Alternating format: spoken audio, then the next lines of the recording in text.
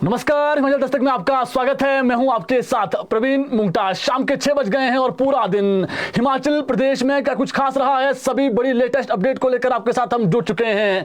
आज का ये बुलेटिन काफी खास रहने वाला है। पूरे देश में चुनावी जो बिगुल है वो बज गया है। लोकसभा चुनाव की तारीखों का ऐलान हो गया है और इसी बीच हिमाचल प्रदेश में एक बड़ा खेला हो गया है। आपको मालूम है जो 6 बागी विधायक थे जो पहले जिनको निष्कासित कर दिया है, उनको लेकर के आज ईसीआई ने ऐलान कर दिया कि हिमाचल प्रदेश में भी उपचुनाव होंगे। बहुत दिलचस्प हो गया है। हालांकि सुप्रीम कोर्ट में 18 मार्च को इस पर जो है वो सुनवाई होनी है, लेकिन इससे पहले जो एक आज ईसीआई ने बड़ा ऐलान किया है कि हिमाचल की जो 6 सीटें हैं जहां पर कह सकते हैं जो एमएलए हैं बर्खास्त कर दिए गए हैं फिलहाल अभी की डेट में, वहां पर उपचुनाव होंगे। डेट भी जो है वो दे दी है। लेकिन इसमें क्या दिलचस्प है, क्या दिलचस्प बात है वो आपको बताएंगे कि क्या सच में जो है वो उपचुनाव हिमाचल प्रदेश में होंगे और क्या कैसे समीकरण जो है वो उपचुनाव के बनेंगे वो आपको बताएंगे। आज से ट्रांसफर बैन कोई भी नई घोषणा नहीं होगी।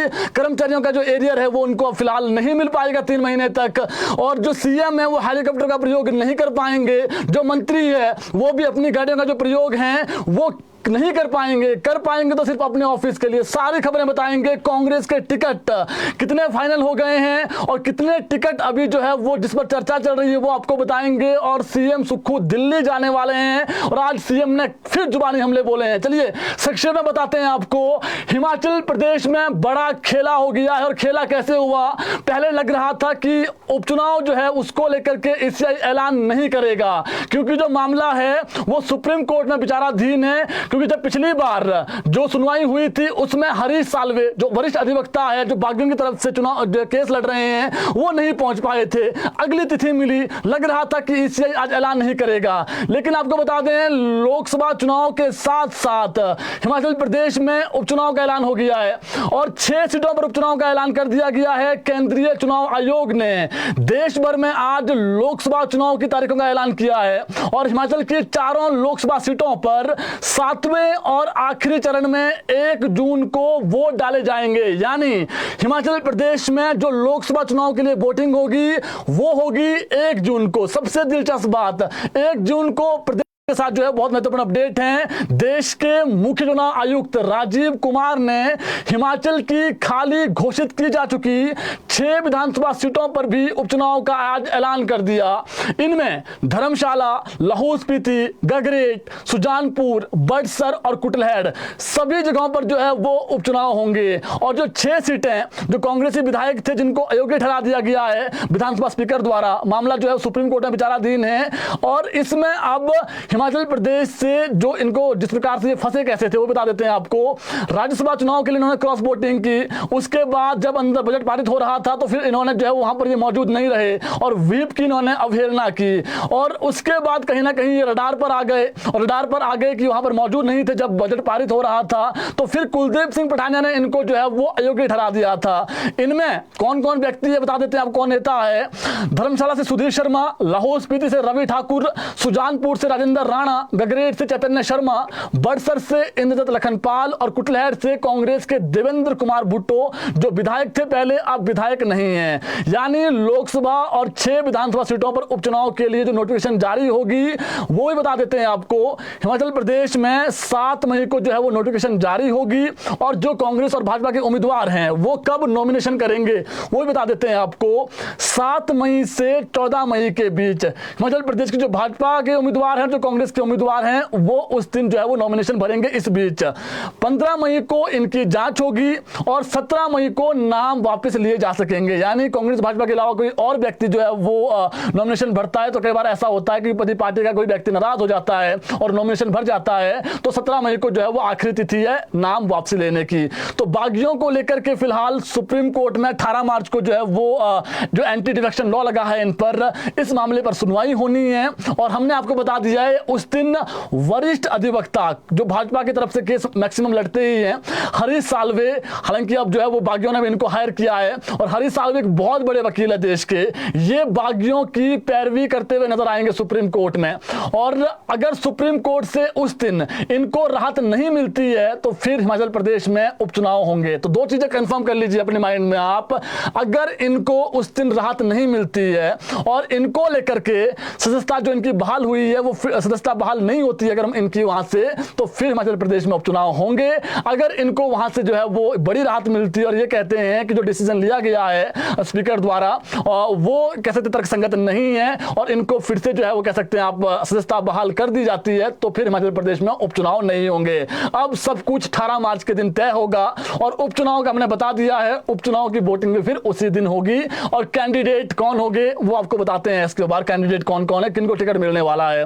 और आज की जो बड़ी खबर है वो ये है कि तुरंत प्रभाव से पूरे देश में आदर्श चुनाव आचार संहिता लागू हो गई है।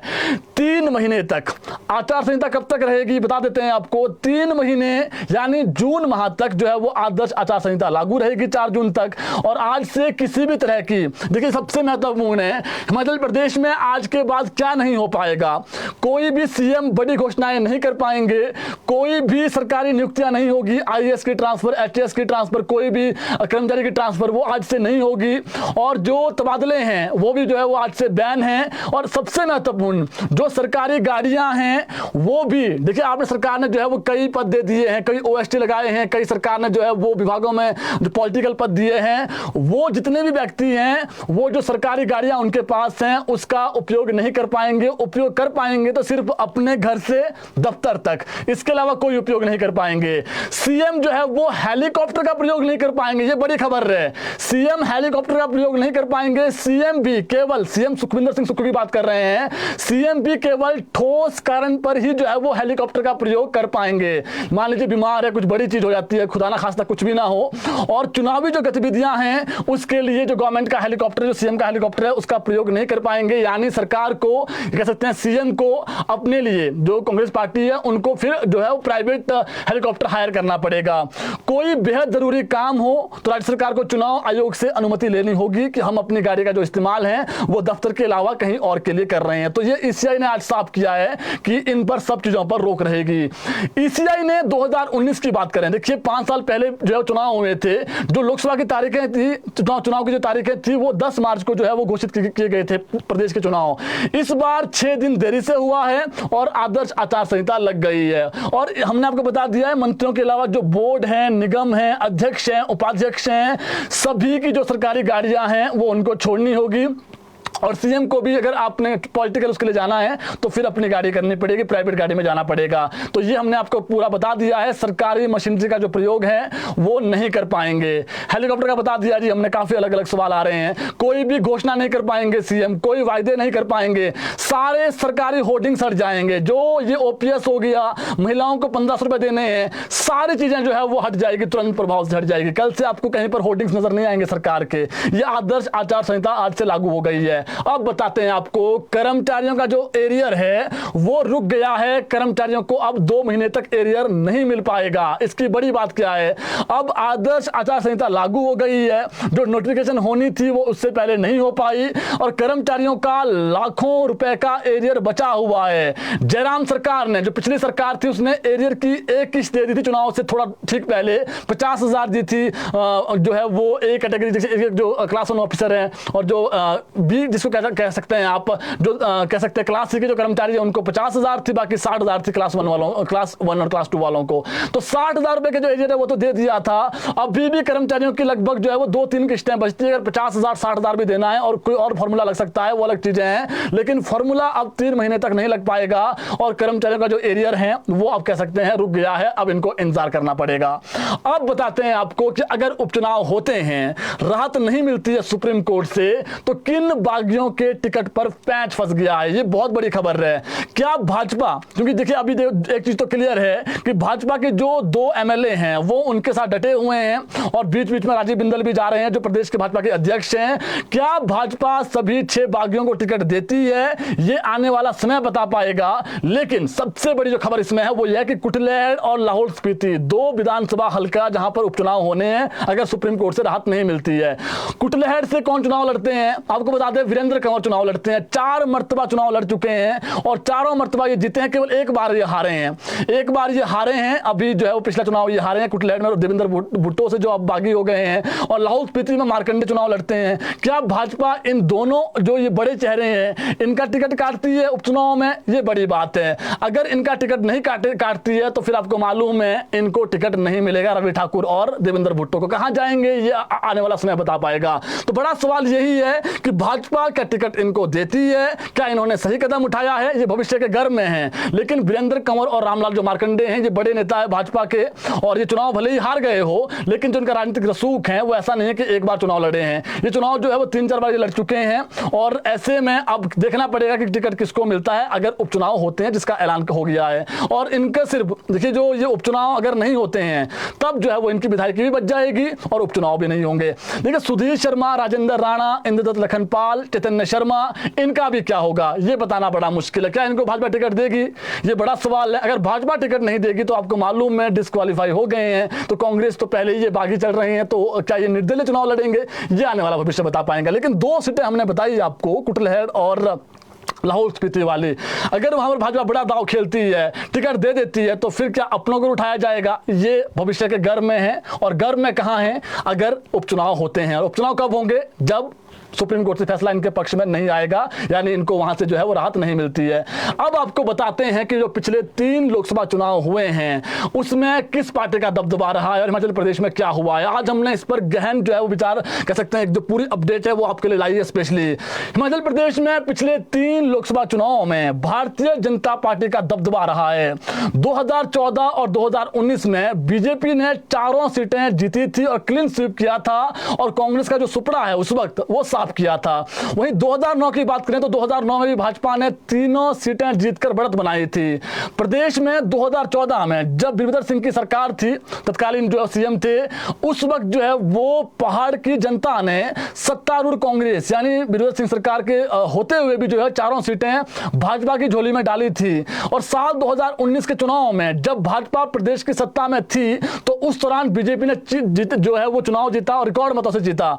उस दौरान प्रदेश के सभी 68 विधानसभा क्षेत्रों में, जो दिलचस्प बात है, जो पिछला चुनाव हुआ था 68 के 68 विधानसभा क्षेत्रों में बीजेपी ने लीड बनाई थी। यही नहीं, कांगड़ा सीट पर तो 2019 में जो बीजेपी के किशन कपूर है उन्होंने देश में सर्वाधिक 72.02% मत जो है वो लिए थे, जो अपने आप में एक हिस्ट्री है। और 4,77,623 मतों से ये जीते थे। और जो प्रदेश की 3 अन्य सीटें थी वो भी बीजेपी ने 3.25 लाख से अधिक मतों से जीती थी। यानी भाजपा का जो किला है लोकसभा चुनाव में उसको ढाना इतना आसान नहीं है। और अब देखना पड़ेगा कि कैसे कैंडिडेट देती है। और अब जो है वो कांग्रेस भी कह रही है कि हम पूरे मूड में हैं, इस बार जो है वो किला ढाएंगे, ये दावा कर रही है कांग्रेस। शिमला जिला को कांग्रेस का जो है वो गढ़ माना जाता है, मगर इस सीट पर भी कांग्रेस आखिरी बार 2004 में जीती है। उस वक्त जो है वो धनीराम शांडिल जो है वो कांग्रेस के सांसद बने थे 2004 में। उसके बाद 9 आया, 14 आया, 19 आया।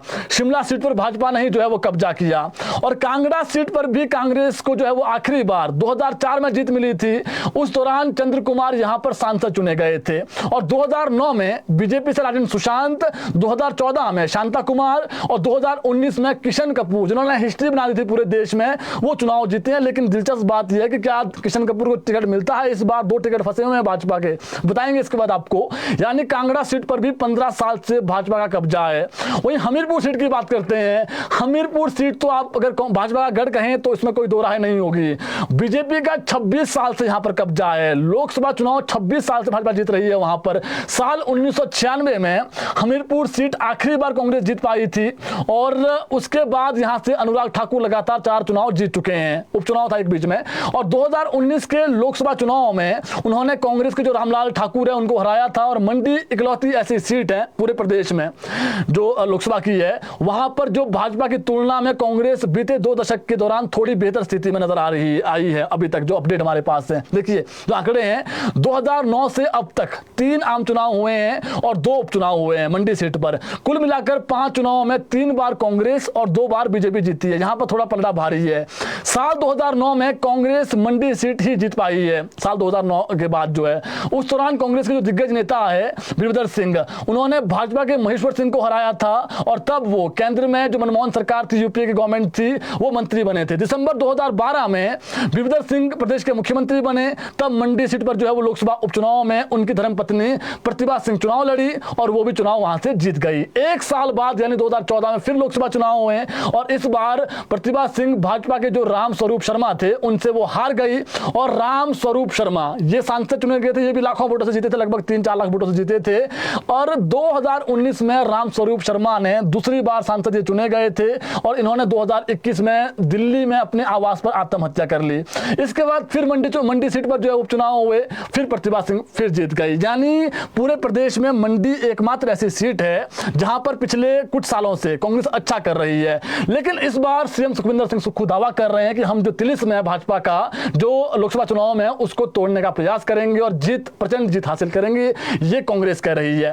अब आपको बताते हैं कि कांग्रेस से किसको टिकट मिलने जा रहे हैं और कांग्रेस कहां फंसी हुई है और किन टिकटों पर मंथन चल रहा है। आपको बता दें, जो हमारे पास सूचना है कि सोमवार को कांग्रेस अपने चारों चेहरों पर फैसला कर सकती है। प्रदेश में जो 4 सीटें हैं और जो सूचना है, सीएम सुखविंदर सिंह सुक्खू और प्रतिभा सिंह, मुकेश अग्निहोत्री जो डिप्टी सीएम हैं, ये जो है वो दिल्ली, इनमें से जो है वो सीएम सुक्खू दिल्ली जाने वाले हैं और आवेदन करने वालों का जो पैनल है वो बन गया है। बीती रात को शिमला के सरकारी आवास जो ओकोवर है, जहां पर सीएम रहते हैं, वहां पर बैठक हुई। प्रतिभा सिंह, मुकेश अग्निहोत्री और सीएम उसमें थे और शिमला वाली जो सीट है उस पर जो है वो वहां पर सहमति बनाई गई। फिलहाल जो सूचना है कि मंडी से, अभी तक की जो सूचना है, मंडी से प्रतिभा सिंह पर फिर दांव खेला जा सकता है कांग्रेस की तरफ से।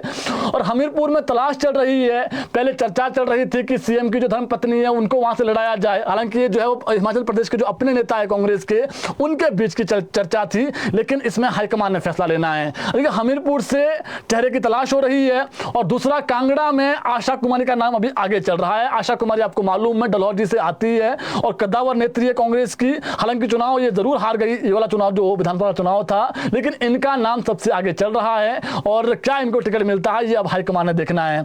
शिमला की बात करते हैं। शिमला में सोहन लाल 2 मर्तबा ये विधायक रहे हैं शिमला ग्रामीण से, और अमित नंदा, दयाल प्यारी, कौशल मुंगटा और एक और नाम जो आज ही जुड़ा है वो कमल सुल्तानपुरी का है। ये जो है वो भाई बताए जा रहे हैं, ये जो है वो जो सुल्तानपुरी है उनके भाई है और केडी सुल्तानपुरी के बेटे ये बताए जा रहे हैं, कमल सुल्तानपुरी। तो ये एक और अपडेट हमारे पास था। जिसका चेयरमैन पिछले 1.5 साल से नहीं बना था, उसमें नया चेयरमैन लगा दिया गया है। सीएम सुक्खू के खासम खास नरदेव सिंह कंवर को जो है वो चेयरमैन बनाया गया है। ये कांगड़ा जिला से आते हैं और कांगड़ा जिला को एक बार फिर से सम्मान दिया है सीएम सुक्खू ने अपनी कैबिनेट में। कह सकते हैं बड़ा पद है चेयरमैन का और खाली चल रहा था। और ये जो है वो ज्वालामुखी के एक बड़े नेता भी है। और आज अगर एक और नियुक्ति की बात करें तो कोटखाई के सौरभ सिंह चौहान, इनको भी सरकार ने ओएसटी लगा दिया और ओएसटी एक नया पद जो है वो निकाला है, एक सृजित किया गया है। और इनको जो वीवीआईपी मूवमेंट होंगी, सीएम की पर कोई भी वीवीआईपी मूवमेंट हिमाचल प्रदेश में होती है, राहुल गांधी आते हैं, कोई बड़े नेता आते हैं और सीएम कहीं जा रहे हैं, तो उसमें इनकी महत्वपूर्ण भूमिका रहने वाली है। तो कोटखाई के सौरभ सिंह चौहान को भी आज ओएसटी के पद से सरकार ने नवाजा है। इसको लेकर के बाकायदा जो नोटिफिकेशन है वो जारी की गई है। अब बात करते हैं एक और खबर को लेकर के। सरकारी स्कूलों में जो खाली चल रहे हैं, देखिए अभी काफी पद खाली चल रहे हैं। और एक चीज और हमारे पास जो अपडेट आज आ गया है, और 3000 टीजीटी के जो पद हैं वो और खाली हो गए हिमाचल प्रदेश में जो सरकारी स्कूल हैं। शिक्षा विभाग ने जिलों से स्कूल वाइज खाली पदों का जो ब्यौरा है मांगना शुरू कर दिया है। और टीजीटी की जो नियुक्तियां हैं अभी फिलहाल इनको 1 माह का इंतजार करना पड़ेगा और चुनाव आयोग की परमिशन के बाद इनकी जो है भर्तियां होगी। और विभाग ने 1022 जो बैच वाइज पदों का रिजल्ट किया है, घोषित किया है, उसको लेकर हमने पहले ही बता दिया है आपको कि उसमें जो है वो नियुक्तियां होनी है आगे परमिशन के बाद। और जो ग्रामीण व दुर्गम क्षेत्रों में जो शिक्षकों की जो तैनाती तैनातियां हैं वो वहां पर की जाएगी। तो ये थोड़ा सा भी आपको इंतजार करना पड़ेगा, आदर्श आचार संहिता लगी है, परमिशन लेनी पड़ेगी, उसके बाद जो है वो ऑर्डर दे सकते हैं। अब बात करते हैं सीएम सुखविंदर सिंह सुक्खू की। सीएम आज शिमला में तो नहीं थे, मुख्यमंत्री शिमला से पहले जो है वो बिलासपुर दौरे पर आज गए और वहां पर बिलासपुर के एक दिवसीय दौरे के दौरान झंडूता, नैना देवी और जो घुमारवी और जो सदर बिलासपुर की जो विधानसभा हल्के हैं उनको सीएम ने 445 करोड़ रुपए की 37 जो विकासात्मक जो परियोजनाएं हैं उसकी सौगात दी है। यानी 445 करोड़ आज जो सीटें हैं बिलासपुर के अंदर विधानसभा की सीटें हैं उनको सौगात दी है सीएम ने, और ये आदर्श आचार संहिता से पहले की बात है, अब तो कोई सौगात नहीं मिल पाएगी 3 महीने तक। इस दौरान मुख्यमंत्री ने कहा कि उम्मीद नहीं थी कि जिस तरीके से बागियों पर हमला बोला, जुबानी हमला, कांग्रेस पार्टी की विचारधारा पर चुनकर आने वाले 6 विधायक पार्टी को धोखा देंगे, कभी सोचा नहीं था। सरकार को अस्थिर करने के लिए जो इन्होंने एक साजिश रची और मेरे इस्तीफे की जो अफवाह इन्होंने फैलाई, अब हिमाचल प्रदेश की जो जनता है वो इनको कभी माफ नहीं करेगी और इनको सबक सिखाएगी। ये आज कहा है सीएम सुक्खू ने, आरोप लगाया है। और उन्होंने ये भी कहा है कि धनबल का प्रयोग किया गया भाजपा द्वारा, ये उन्होंने आरोप लगाया है। और हमने कभी भी अपना ईमान नहीं बेचा क्योंकि हमारे परिवार ने हमें ऐसे संस्कार नहीं दिए हैं। हर संघर्ष कर जनता की सेवा कर रहे हैं और आगे भी करते रहेंगे। सरकार पूरे 5 साल चलेगी। उन्होंने कहा कि जो राजेश धर्मानी जिन्हें मैंने मंत्री बनाया है उनके साथ पारिवारिक संबंध हैं और एक साधारण परिवार से निकलकर मैं खुद और जो राजेश धर्मानी हैं वो राजनीति में आए हैं और भगवान के आशीर्वाद से हम आगे बढ़े हैं और मुख्यमंत्री बनने के बाद से लोगों की सच्चे मन से हमने सेवा की है, ये सीएम ने कहा है आज। उन्होंने कहा है कि मैं सत्ता सुख के लिए नहीं बल्कि व्यवस्था परिवर्तन के लिए आज आया हूं, ये मंच से उन्होंने जो संबोधन किया है आज। उन्होंने कहा कि प्रदेश सरकार सकारात्मक दृष्टिकोण और दृढ़ इच्छा शक्ति के साथ कार्य कर रही है और जिन लोगों ने सरकार और लोकतंत्र के साथ विश्वासघात किया है उन्हें प्रदेश की जनता आगे आगामी समय में सबक सिखाएगी। तो ये आज सीएम ने जुबानी हमला बोला है 6 बागियों पर कि जो इन्होंने किया है वो तर्कसंगत नहीं है और मेरी कुर्सी को इन्होंने जो है वो कह सकते हैं हिलाने का प्रयास किया, जनता इनको माफ नहीं करेगी। और बात करते हैं एक और खबर को लेकर के, डिपो जो सरकारी डिपो जहां पर राशन लेते हैं जनता, पूरे प्रदेश के जो लोग हैं, गरीब लोग आप कह सकते हैं, फिर कोई भी व्यक्ति राशन सब ले सकते हैं। डिपोओं में जो है वो फिलहाल अभी अंगूठा नहीं लग पा रहा है, उपभोक्ता परेशान है। बायोमेट्रिक मशीनों में जो है वो कई खामियां आई है और कई जगह जो है वो आधार कार्ड की कनेक्टिविटी में देरी हुई है और विभाग ने आईटी विभाग को इसके लिए जो है वो जिम्मेदार ठहराया है और राशन के बिना जो है वो कई लोग वापसी लौट रहे हैं। फिलहाल विभाग ने कहा है कि जो आईटी विभाग हैं ये जो समस्याएं आ रही है इसको जल्दी दुरुस्त करें ताकि जो जनता है उनको राहत मिल सके। तो ये एक और खबर थी जी, और इनको कह दिया आईटी विभाग को कि आप जल्दी से जल्दी जो समस्याएं हैं उसको दूर करें। आपको मालूम है जब अंगूठा लगेगा उसके बाद ही राशन मिल पाता है। इसके अलावा एक चौंकाने वाली खबर है आज, वो है कि आंगन में पेट्रोल बम की 12 बोतलें मिली हैं और एक घर को उड़ाने की साजिश रची गई थी, ये जो है वो आरोप लगा है। ज्वाली जो विधानसभा क्षेत्र है वहां पर एक ग्राम पंचायत है भरमाड़, वहां पर एक घर को पेट्रोल बम से जलाने की साजिश की गई है, कोशिश की गई है और ये बड़ा सनसनीखेज मामला है। जो हमारे पास सूचना है, ग्राम पंचायत भरमाड़ के वार्ड नंबर 3 के निवासी महेंद्र नाथ शर्मा के घर को आज सुबह लगभग 3 बजे के करीब जो है वो रात को, जो शनिवार की रात को जो है वो 3 बजे के लगभग पेट्रोल बम बनाकर जलाने का कोशिश की गई। और महेंद्र नाथ शर्मा की जो पत्नी है पूनम शर्मा, उन्होंने बताया कि हम परिवार सहित अपने मकान के अंदर सो रहे थे, लगभग 3 बजे कुछ आवाज सुनाई दी। जब दरवाजा खोला गया तो जालीदार दरवाजे के पास एक आदमी खड़ा था, जिसे देखकर मैंने अपने पति को आवाज लगाई। आवाज को सुनकर जो व्यक्ति है वो भाग गया और घर वालों ने इसकी सूचना जब जो है वो प्रधान सुशील कुमार को दी उस वक्त, और प्रधान उसी समय मौके पर पहुंचे। जब थोड़ी आगे खेत में जाकर देखा तो वहां पर बोरी में 12 बोतलें पेट्रोल से भरी हुई थी और इस बारे में प्रधान ने पुलिस थाना जो ज्वाली है उसको सूचित किया है और पुलिस ने मौके पर पहुंचकर जो परिजन है उनके बयान दर्ज किए हैं और जांच शुरू कर दी है। तो एक बहुत ही सनसनीखेज खबर है, इसलिए खबर है क्योंकि कोई व्यक्ति रात को आता है अंधेरे में और जो पेट्रोल बम होता है उससे जलाने का प्रयास करता है घर को, और इसी बीच जो पत्नी थी उस व्यक्ति की वो बाहर आती है, इसको देख लेती है, पर ये बड़ा हादसा होते होते टल गया है। लेकिन वो व्यक्ति कौन था इसको लेकर के फिलहाल अभी जो है कह सकते हैं आप छानबीन कर रही है पुलिस। प्रदेश में मौसम की बात करें तो मौसम अभी लगभग 3-4 दिन जो है वो साफ रहने वाला है और अभी जो है वो केवल ऊंची चोटियों पर थोड़ा मौसम खराब हो सकता है, बाकी जो है वो गर्मियों का दिन शुरू हो गए हैं प्रदेश में। शिमला में आज पूरे दिन चटक धूप रही। तो जो महत्वपूर्ण खबरें थी आप तक हमने पहुंचा दी है। पोस्ट कोड 980 जितने भी और पोस्ट कोड हैं उसके लिए फिलहाल अब आपको इंतजार करना पड़ेगा। पिछले कल की जो सूचना हमारे पास है, जो कैबिनेट सब कमेटी की बैठक होनी थी वो नहीं हो पाई। क्यों नहीं हो पाई? कोरम पूरा नहीं हो पाया। जगत सिंह नेगी तो थे, डिप्टी सीएम भी थे, जो 2 और मंत्री है वो नहीं पहुंच पाए, उसके चलते बैठक जो है वो टली है। लेकिन सीएम ने ये जरूर कहा है, जो हमने बातचीत की थी डिप्टी सीएम से और जो जगत सिंह नेगी या फिर विक्रमादित्य सिंह है, उन्होंने ये कहा था कि हमने पहले चरण में JOIT 817 का जो रिजल्ट है वो घोषित कर दिया है और आगामी समय में जब आचार संहिता खत्म होगी तभी कुछ हो पाएगा। आगामी समय में जो है वो कह सकते हैं आप, जब आचार संहिता खत्म होगी चरणबद्ध तरीके से जो रिजल्ट है वो निकाले जाएंगे। तो इनको फिलहाल इंतजार करना पड़ेगा, 3 महीने तक रिजल्ट जो है वो इनके अब नहीं आ पाएंगे JOIT 817 को छोड़कर। बाकी जो JOIT का जो प्रोसेस है वो चलता रहेगा, क्योंकि ये कैबिनेट से पहले हुआ है और जो कैबिनेट है वो पीछे हो गई थी। आज के बाद जो नई घोषणा है वो नहीं हो पाएगी। बाकी हमने कह दिया है कि प्रदेश में अब चाहे ट्रांसफर हो, कोई भी चीजें जो है वो नहीं हो पाएगी सरकार के स्तर पर। होगा क्या होगा, सरकार कोई घोषणा नहीं कर पाएंगे सीएम और जो होर्डिंग से वो हट जाएंगे। अब जो है वो कांग्रेस बनाम बीजेपी होगा प्रदेश में चुनाव। जो अभी हिमाचल प्रदेश की अगर बात करें, पीछे लगभग 30-40 साल से यहाँ पर जो दबदबा है वो कांग्रेस और भाजपा का रहा है। बीच में जो है वो दल जरूर बने हैं, लेकिन कोई जो है वो जीत जो हासिल कर पाता है, कोई दल जो सरकार बना देता है, तो ऐसा कोई नजर नहीं आया अभी तक। इसके अलावा जो महत्वपूर्ण खबरें थी हमने बता दी है आपको। भाजपा के 2 टिकट फाइनल हो गए हैं, वो मिल भी गए हैं। हमीरपुर से अनुराग ठाकुर और शिमला से सुरेश कश्यप। 2 टिकटों पर पैंच फंसा हुआ है और अब देखना पड़ेगा कि 18 तारीख के बाद जो है रिजल्ट निकलते हैं भाजपा के, क्योंकि उस वक्त जो है वो सुनवाई वहां पर होनी है। चर्चाएं बहुत सारी चल रही है, अफवाहों का बाजार बहुत गर्म है। अफवाहें चल रही है कि सुधीर शर्मा जो है वो कांगड़ा से टिकट ले सकते हैं, भाजपा टिकट दे सकती है उनको। ये अफवाहों का बाजार है, कोई ऐसी खबर अभी तक जो है वो कह सकते हैं आधिकारिक पुष्टि इसकी नहीं है। और मंडी में भी जो है वो जयराम ठाकुर हो गया, बिहारी लाल हो गए, और भी जो है वो चर्चाओं में नाम चल रहे हैं। लेकिन बात वही कि जल्दबाजी जो है वो सही नहीं है। फिलहाल इंतजार करना पड़ेगा। भाजपा आपको मालूम है कैसी पार्टी है और कब पत्ते अपने खोल दें मालूम नहीं। फिलहाल अभी कांग्रेस ने भी अपने पत्ते नहीं खोले हैं, किसको टिकट मिलेंगे। तो कांग्रेस के टिकट सोमवार तक आ सकते हैं। बाकी जो एनटीटी भर्तियां हो गई, इसके अलावा करुणामूलक कुछ जो जॉब लगनी है, आउटसोर्स पॉलिसी है और वोकेशनल टीचर पॉलिसी है, ये 3 महीने तक अब कुछ भी नहीं हो पाएगा, क्योंकि चुनाव आदर्श आचार संहिता प्रदेश में लग गई है। तो जो महत्वपूर्ण सूचनाएं थी आप तक हमने पहुंचा दी है। इस बुलेटिन को शेयर जरूर करें ताकि प्रदेश के लाखों लोगों तक जो सही अपडेट है चुनाव को लेकर के वो पहुंच सके। अभी के लिए इतना ही, कल जुड़ेंगे आपके साथ ठीक 6 बजे, नई खबरें लेकर के आएंगे और नई अपडेट आपको देंगे। जुड़े रहें ताज़ा खबरों के लिए हिमाचल दस्तक टीवी के साथ।